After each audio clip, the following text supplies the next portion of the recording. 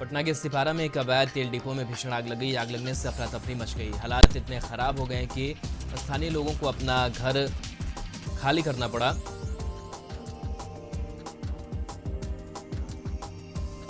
Video को देखिए किस तरीके के हालात बने हुए हैं और दमकल की 17 गाड़ियों ने घंटों की मशक्कत के बाद आग पर काबू पाया। फिलहाल मौके पर पुलिस पहुंची और फायर ब्रिगेड के बड़े अधिकारी पहुंचे और मामले की जांच की जा रही है। सघन इलाके में अवैध तेल का डिपो जिस तरीके से चल रहा था उस सिस्टम पर बड़ा सवाल उठता है। पुलिस मामले को जांच में जुटी है और अवैध डिपो चलाने वालों का पता कर रही है।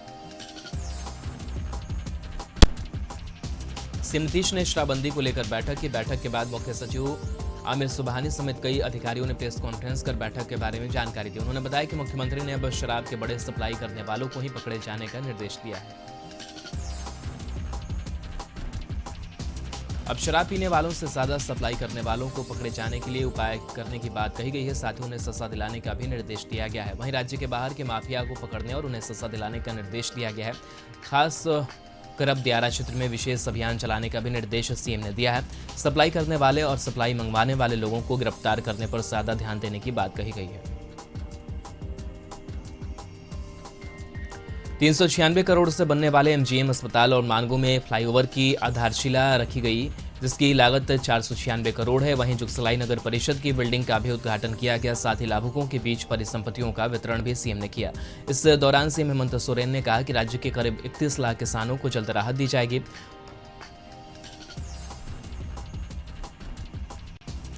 सुप्रीम कोर्ट ने झारखंड के मुख्यमंत्री हेमंत सोरेन को बड़ी राहत दी है। सुप्रीम कोर्ट ने झारखंड हाई कोर्ट के फैसले को बदलते हुए शेल कंपनियों में निवेश और गलत तरीके से खनन पट्टे देने में कथित अनियमितताओं के चलते सोरेन के खिलाफ दाखिल जनहित याचिकाओं को सुनवाई योग्य नहीं माना। खनन लीज मामले में सुप्रीम कोर्ट से राहत मिलने के बाद रांची पार्टी कार्यालय में जेएमएम महासचिव सुप्रियो भट्टाचार्य की प्रेस वार्ता कर केंद्र की मोदी सरकार पर आरोपों की झड़ी लगा दी गई। उन्होंने कहा कि बीजेपी की साजिश नाकाम हुई है। शिबू सोरेन, हेमंत सोरेन और सोरेन परिवार के खिलाफ बीजेपी ने याचिका दायर करवाया था, जिसे कोर्ट ने नकार दिया है। बीजेपी झारखंड प्रदेश अध्यक्ष दीपक प्रकाश ने पूर्वी सिंहभूम जिला के डुमरिया प्रखंड में आक्रोश मार्च में शामिल हुए, जहां उन्होंने कहा कि वर्तमान मुख्यमंत्री हेमंत सोरेन बहुत जल्द पूर्व मुख्यमंत्री कहलाएंगे। राज्य की सरकार अपने मैनिफेस्टो में झूठे वादे करके जनता को बरगलाकर सत्ता हासिल की है। उन्होंने सवालिया लहजे में पूछा कि क्या किसी भी एक किसान के लोन को माफ किया गया या फिर उनको मुफ्त में बिजली दी गई। राज्य सरकार एक भी अपने वादे को पूरा नहीं कर पाई है। हेमंत सरकार की नीतियों के खिलाफ सोमवार को बीजेपी कार्यकर्ताओं ने कई प्रखंडों में विरोध प्रदर्शन किया। रांची बीजेपी कार्यालय में पार्टी के प्रवक्ता ने प्रेस कॉन्फ्रेंस कर बताया कि प्रदर्शन का पहला दिन सफल रहा है। मंगलवार को 10 जिलों के 12 प्रखंडों में आक्रोश प्रदर्शन किया जाएगा।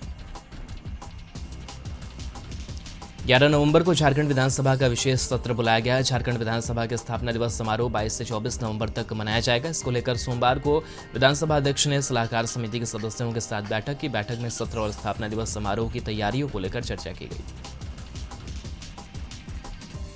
जेडीयू ने अपने प्रखंड से लेकर जिला और राज्य के संगठन के चुनाव की तारीख की घोषणा कर दी। जेडीयू के राज्य निर्वाचन पदाधिकारी जनार्दन प्रसाद सिंह ने तारीखों का ऐलान करते हुए कहा कि 16 और 17 नवंबर को प्रखंड क्षेत्र का चुनाव होगा। वहीं जिला और नगर क्षेत्र का चुनाव 20 नवंबर को, तो राज्य के अध्यक्ष का चुनाव 27 नवंबर को होगा। जेडीयू ने अपने संगठन चुनाव को लेकर मतपत्र के माध्यम से चुनाव कराने का निर्णय लिया है, ताकि वोटर अपना वोट कर सके। संगठन के चुनाव को पारदर्शी बनाने के लिए तमाम अधिकारियों को निर्देश भी दिया गया है।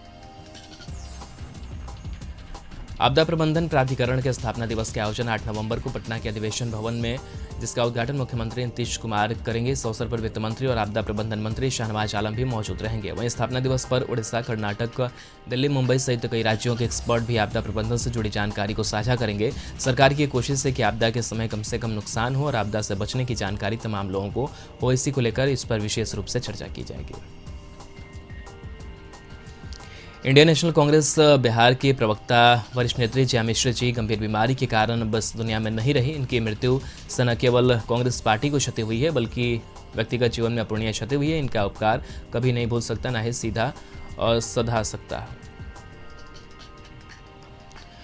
गिरिडीह जिले के बिरनी प्रखंड अंतर्गत पडरमनिया पंचायत निवासी रंजीत गोस्वामी का बीते 5 नवंबर से लापता 6 वर्षीय पुत्र नरेश गोस्वामी का शव मिलने से इलाके में सनसनी फैल गई। लापता बच्चे का दादा बैरागी गोस्वामी ने बताया कि मेरा पोता दिनांक 5 नवंबर को लगभग 9 बजे घर से खेलने निकला था। कई घंटे हो जाने के बाद भी बच्चा वापस घर नहीं आया, तो परिवार वालों ने खोजबीन शुरू की, लेकिन बच्चे का कुछ पता नहीं चल पाया। गिरिडीह में सिखों के प्रथम गुरु नानक देव महाराज के 553वें प्रकाश पर्व के पूर्व सिख समाज के लोगों के द्वारा शहर में भव्य शोभा यात्रा निकाली गई है। प्रभात फेरी शहर के स्टेशन रोड स्थित मुख्य गुरुद्वारा से सोमवार को निकलकर पूरे शहरी क्षेत्र का भ्रमण करते हुए वापस मुख्य गुरुद्वारा पहुंची।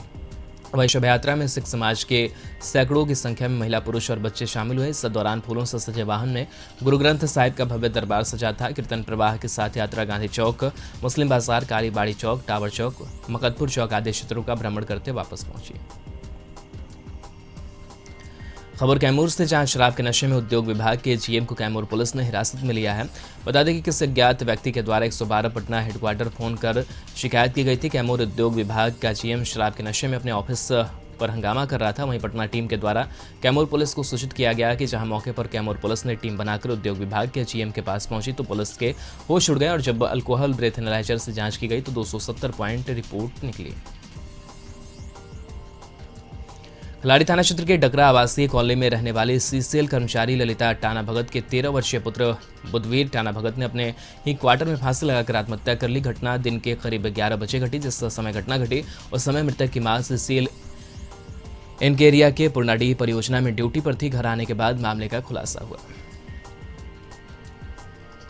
बाप की हत्या कर शव खेत में फेंका। सौतेली बेटी और नौकर ने मिलकर बाप की हत्या कर दी। बेटी के प्रेम संबंधों का विरोध करता था बाप। 30 तारीख से लापता बाप का शव खेत में मिला। पुलिस से पूछताछ में बेटी प्रेमी ने कबूला हत्याकांड। दोनों की निशानदेही पर पुलिस का शव खेत से बरामद किया गया। थाना बैसूमा के गांव रहावती का मामला है। डीएम मनीष बंसल के आदेश पर कब्र से नवजात शिशु का शव निकाला गया। परिजनों ने सीएससी चंदौसी के डॉक्टर पर रिश्वत न देने पर नवजात का ऑक्सीजन बंद करने का आरोप लगाया था। डीएम ने आरोपों को गंभीरता से लेते हुए शव को कब्र से निकालकर पीएम को भेजने के आदेश दिए। मौके पर पहुंची प्रशासनिक टीम ने कब्र खोदकर शव भेजा। चंदौसी के इंदिरा नगर का पूरा मामला है।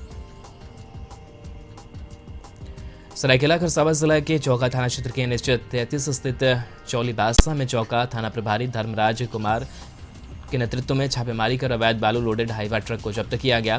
बालू लोड हाईवा जब्त होने पर बालू माफियाओं में हड़कंप मच गया। सरायकेला खरसावां जिला में प्रतिदिन रात के अंधेरे में स्वर्ण रेखा नदी, खरकाई नदी से प्रतिदिन अवैध बालू खनन होकर जमशेदपुर शहर में ऊंची दाम पर बेचा जाता है। सरायकेला खरसावां जिला के तिरुलडी, ईचागढ़, गमरिया, आदित्यपुर और राजनगर थाना क्षेत्र में अवैध बालू खनन से प्रतिदिन लाखों रुपये राजस्व सरकार की घाटा हो रहा है। सरायकेला जिले के गमरिया प्रखंड ऊपर बेड़ा में मौजूद बीके स्टील कंपनी के कामगार की मौत होने के बाद 24 घंटे से परिजन कंपनी के गेट के बाहर धरने पर बैठ गए, लेकिन अभी तक कंपनी की तरफ से कोई भी व्यक्ति बात करने को नहीं आया। वहीं संवैधानिक पद पर आसीन सिर्फ एक ही जनप्रतिनिधि अभी तक उनसे मिलने पहुंचा। उनके अलावा विभिन्न पार्टियों के नेता मौके पर परिजन की आवाज बनने का प्रयास कर रहे हैं। सरायकेला जिले के निगम क्षेत्र के वार्ड संख्या 2 में बहुप्रतीक्षित सड़क निर्माण कार्य का शिलान्यास करवाया गया है, जहां शिलान्यास क्षेत्र के आम लोगों ने किया है। मौके पर मौजूद पार्षद अभिजीत महतो ने बताया कि यह काफी दिनों से आम लोगों की मांग थी, जिसे लेकर वे कर्तव्यबद्ध थे।